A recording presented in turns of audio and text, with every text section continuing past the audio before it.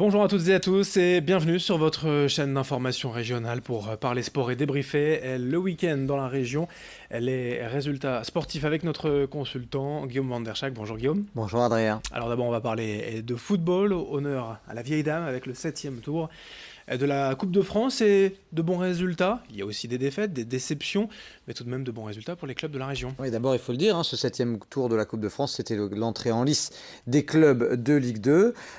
Et du coup, le Racing Club de Lens a éliminé son voisin d'Artois, Boulogne-sur-Mer. Le Racing a ouvert le score par Pérez à la 54e, mais l'USBCO a égalisé grâce à Idaza et à la 76e. Et du coup, il a fallu aller en prolongation. Un doublé de Jules Keita a permis aux sans-erreur d'assurer l'essentiel, mais ils ont un petit peu souffert face aux Boulonnais. De l'autre côté de la Côte d'Opale, nationale également pour Dunkerque, et c'était également sur un club de Ligue 2. Oui, et ça s'est également soldé sur le même score, 3-1 pour Dunkerque qui a éliminé l'équipe du Havre, une équipe de Ligue 2 également. Valenciennes a battu sans briller la modeste équipe de Saint-Maximin, 2-0. En revanche, fin de l'histoire pour Neulémine, l'équipe de Régional 1 face à Bastia-Borgo, défaite 2-0.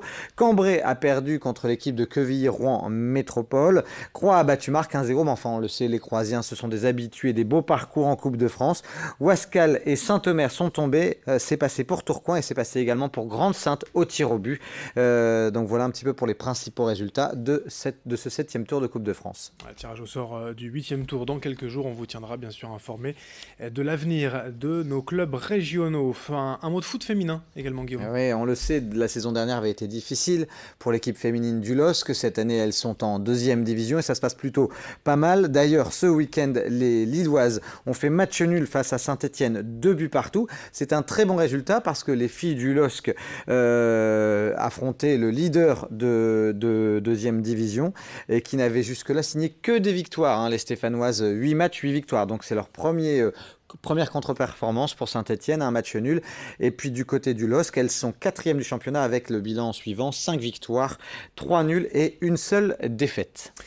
Alors après le football, Guillaume, on passe à l'athlétisme avec les foulées du Val-de-Marque. Oui, il y avait pas mal de courses hors stade ce week-end, notamment AM, les foulées du Val-de-Marque. Et c'est un sociétaire du LMA, le Lille Métropole Athlétisme, El Hassan Ouboussad, qui a remporté le 13 km en 46 minutes et 47 secondes.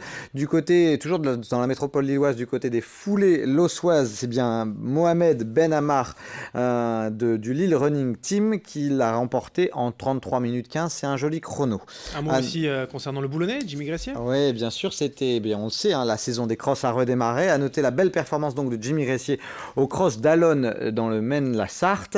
Il termine 4e, mais premier du contingent français, directement qualifié du coup pour les championnats d'Europe de cross espoir, dont il a le titre européen, on le rappelle. Jimmy Gressier qui continue bien sûr de briller, le Boulonnais qui continue d'enchaîner les bons résultats. Un mot de volley en Liga, c'était le choc à Tourcoing samedi soir. Ouais, on espérait un bel exploit du côté des Tourquenois qui ont réalisé jusque-là un superbe début de saison. Malheureusement, ça n'est pas passé face à la grosse cylindrée, l'équipe de Rennes. Ils ont perdu la première manche 24-26. Ils se sont imposés dans le second set 25-22, mais ensuite 23-25 et 18-25 pour l'équipe bretonne. Malgré tout, les Tourquenois sont toujours très bien au classement et Rennes est toujours très solide leader. Ouais, c'est déjà un beau début de saison effectivement pour le TLM.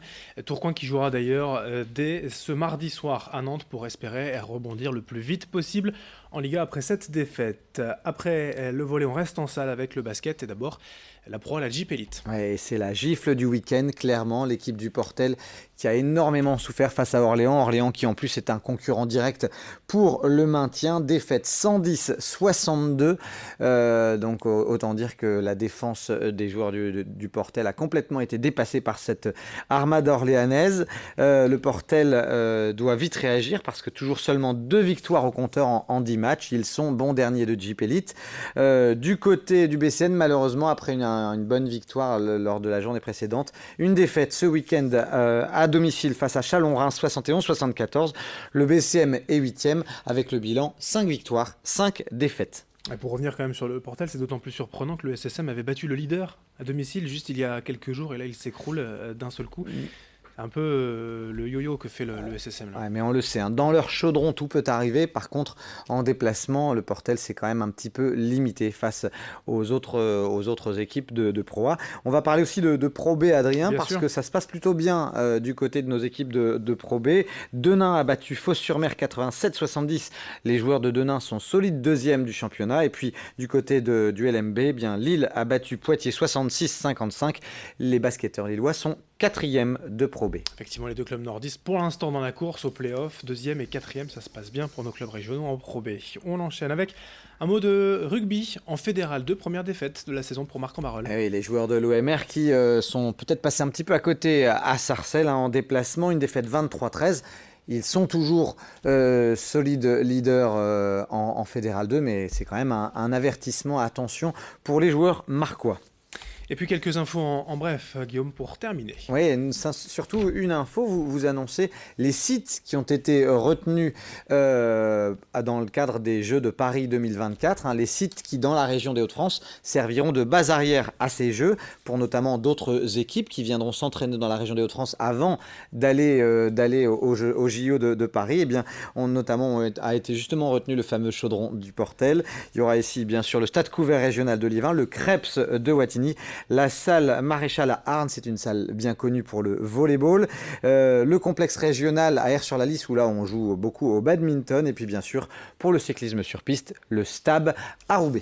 Merci Guillaume pour toutes ces infos. Bonne semaine, on se retrouve lundi prochain pour d'autres résultats sportifs dans la région. Bonne semaine à tous. Merci de nous avoir suivis. Dans un instant, l'information continue.